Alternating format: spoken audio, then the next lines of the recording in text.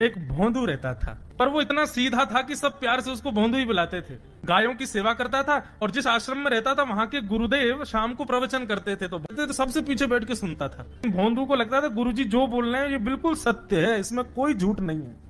एक दिन गुरुजी प्रवचन करते हुए बोले, यमुना के पल्ली पार भांडीर वन में ठाकुर जी गैया चराने आए। भांडीर वन का नाम सुनते भोंदू कान खड़े हो गए।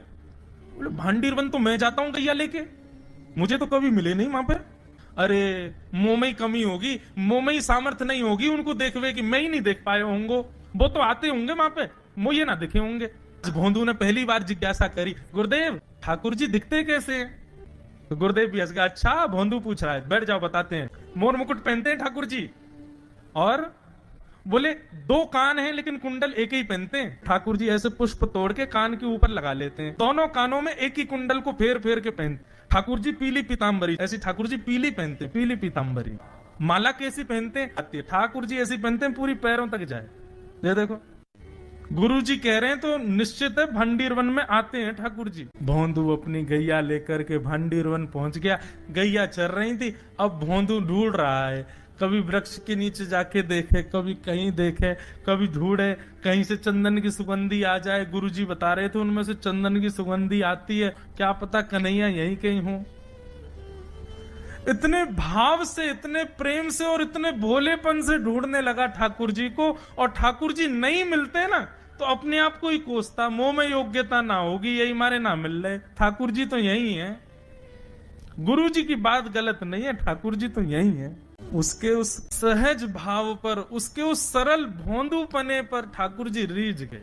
और इतने में ही भोंदू हताश निराश उदास बैठा था, खुद को कोस रहा था, मुंह में योग्यता ना है, मुंह ठाकुर जी मिलना ही रहे। इतने में ही देखा सामने से असंख्य गायों का झुंड आ रहा है, और भोंदू ने जैसी उन गायों को देखा, ऐसी गाय कभी देखी नहीं, अलग गाय, सींग चमक रहे हैं, सींगों के ऊपर के भाग में सोने चांदी मढ़े हुए हैं, ऐसी ऐसी सुंदर सुंदर तंदुरुस्त गैया।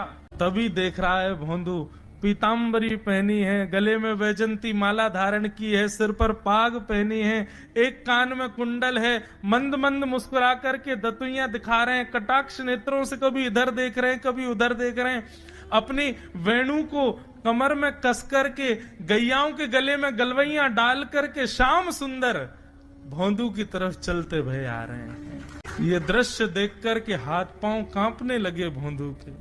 उसको लगा मेरे पास तो आएंगे ही नहीं है, वहीं से मुड़ जाएंगे, अब मैं उनके पास जाके उनको असहज नहीं करूंगा, यहीं से देख लूं, यहीं से प्रणाम कर लूं। लेकिन जैसे जैसे प्रणाम करके ऊपर देखता, ठाकुर जी और पास आ रहे हैं, और पास आ रहे हैं, और पास आ रहे हैं। जैसे ही ठाकुर जी आकर के बैठे, भोंदू के पास शब्द नहीं है, हाथ पैर कंपित हो रहे हैं, उसको सूझ ही नहीं रहा करूं क्या मैं, इनके लिए क्या बिछाऊं, कहां बैठाऊं। ठाकुर जी ने अपने आप ही भोंदू के गले में हाथ डाली, अरे तेरा नाम कहा है? जैसे ही ठाकुर जी ने नाम पूछा, भोंदू अपना ही नाम भूल गया, बोले मुझे याद ही नहीं मेरा नाम क्या है, पर प्रेम से सब लोग मुझे भोंदू बुलाते हैं। अब तो भोंदू नाम सुनते ही ठाकुर जी ताली दे दे के हंसने लगे, तेरा नाम भोंदू है? बोले हाँ मेरा नाम भोंदू है। और ठाकुर जी आपको अच्छा लगो? बोले हाँ बहुत अच्छा लगो। आपको नाम कहा है? ठाकुर जी बोले तुम वो ना जाने? बोले जानू तो ना हूं, लेकिन गुरुजी ने जैसो रूप बताया वैसो ये आपको, तो आप कहीं नंद नंदन तो नहीं हो? ठाकुर जी बोले हाँ मैं नंद नंदन नहीं हूँ, यशोदा जी को लाला, नंद जी को लाला। भोंदू बोलो जय हो भगवान, आज आपके दर्शन है गए। गुरु जी और सब बालकन को तो आप शायद रोज ही मिलते होंगे, लेकिन मैं ही अभागो, मुंह को आप आज ही मिले हो। ठाकुर जी बोले अब चल बात मत बनावे, जल्दी कछु खवा, मुंह को भूख लग रही है। भोंदू एक कपड़े में रोटी बांध के उसमें मिर्च और गुड़ रख करके लेके गया। 2 रोटी थी, भोंदू ने जैसे खोली, एक रोटी ठाकुर जी के सामने धर दी, एक अपने पास रख ली, बोले मैं भी तो खाऊंगा। ठाकुर जी ने बढ़िया रोटी ऐसे घुमाई और प्रेम से गुड़ खामे और रोटी पान लगे प्रेम से, और ठाकुर जी तो चप चप करके नेक देर में पा गए। भोंदू तो भूल ही गए, मुंह खानो भी, और ठाकुर जी को ही देख रहा है। ठाकुर जी बोले और जोर की भूख लगी, ला अपनी रोटी दे दे। भोंदू बोलो मुंह को भी भूख लगी है। बोले अच्छा चल आधी आधी खा ले, या मैं आधी तू खा ले आधी मैं खा लूं, दोनों खा लिए। कल तो नेक्स्ट से ज्यादा सी रोटी ले आइयो, भूख ज्यादा लगे, और सुन यही समय आइयो, मिलूंगा कल भी तोते। ठाकुर जी अपने मार्ग पर चले गए। भोंदू इतना प्रसन्न है, बोले आज मुझको ठाकुर जी मिल गए। गुरुदेव के प्रवचन का समय होगा, भोंदू पीछे जाके बैठ गया। अपने गुरुदेव को प्रणाम करे, इनकी कृपा से ठाकुर जी मिले। उसने किसी को नहीं बताया, उसको लगा सबको ही मिलते हैं भगवान, मुझे ही मिले हैं बहुत दिन बाद। दूसरे दिन भोंदू खूब सारी सामग्री रसोई घर में इकट्ठा करके जाने लगा।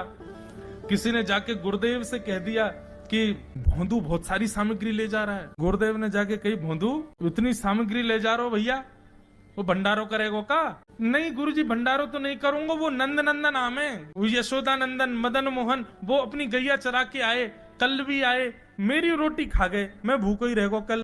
या हमारे ज्यादा सी ले जा रहा हूँ, बेचारे बहुत भूखे आए कल, कि उनको पेट भर जाएगा, मैं भी पा लूंगा। या हमारे गुरुजी आज ज्यादा सामग्री ले जा रहा हूँ। गुरुदेव ने मन में सोचा, ये बात कोई और कहे तो अविश्वास किया जा सकता है, लेकिन भोंदू झूठ नहीं बोलता। भोंदू कभी झूठ नहीं बोलता, भोंदू की बात पर विश्वास करना ही पड़ेगा। गुरुदेव बोले, सुन सुन, ठाकुर जी आए थे? बोले हाँ। अच्छा, उनका रूप कैसा था? जैसा रूप आपने बताया था ना गुरुजी, बिल्कुल वैसा, ऐसे कटाक्ष नेत्र, मोती जैसे दांत, ठाकुर जी की मुस्कान ऐसी, पाग ऐसी, कान ऐसे। गुरुदेव के तो नेत्र बंद हो गए, वे सब अनुभव करने लगे। लेकिन गुरुदेव बोले, रूप कैसा भी बता दे, चरण यदि इसने बता दिए तो मैं मान जाऊंगा कि ठाकुर जी थे। अच्छा, तूने चरण देखे? बोले हाँ गुरुजी, मैंने चरण देखे। चरण कैसे थे?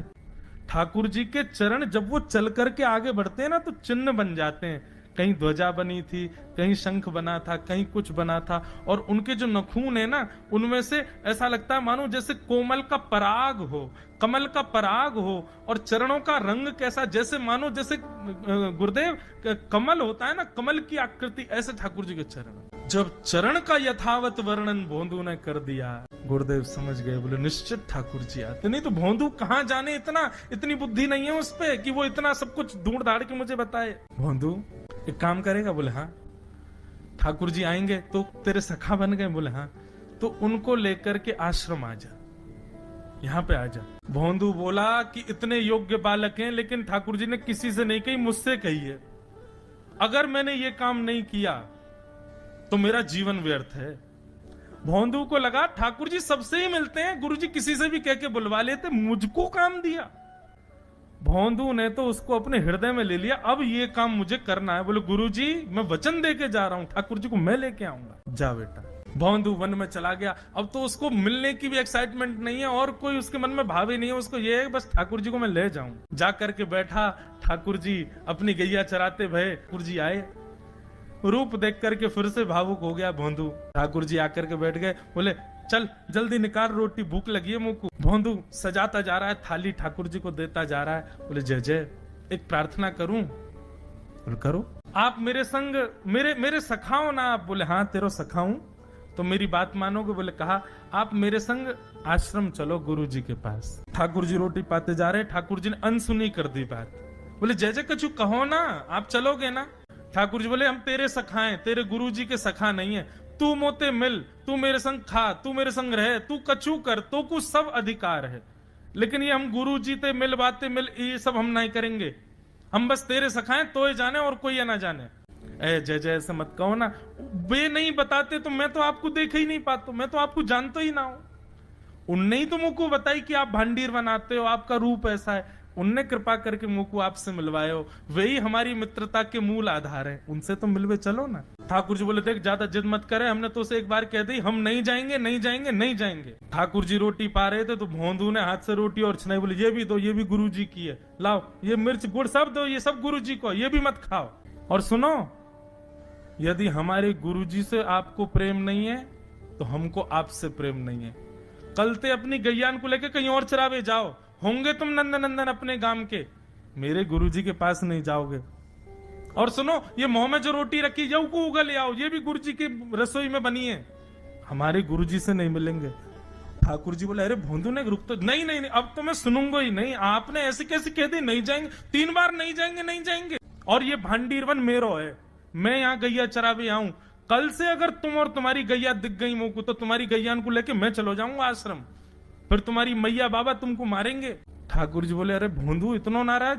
बोले यदि मुंह से मित्रता रखनी है तो मुंह को वचन देना पड़ेगा कि आप आश्रम चलोगे, और अगर आपने फिर से नहीं कही तो मैं जा रहा हूं वापस, और कभी आपको मुख नहीं देखूंगा, अपना मुख नहीं दिखाऊंगा। ठाकुर जी बोले इस मुख को देखने के लिए या संग के लिए लोग पता हो तो कितनी तपस्या करें।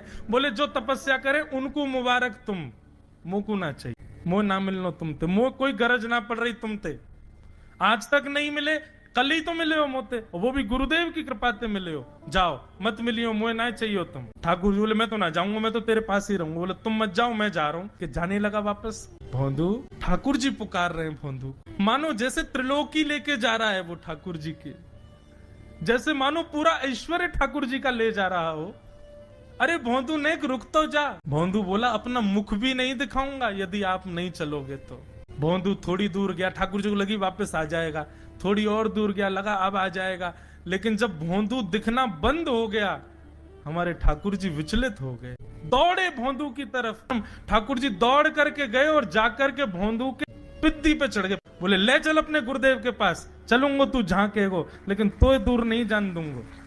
और भोंदू ठाकुर जी को ऐसे ऊपर चढ़ा करके लेकर के आश्रम जा रहा है।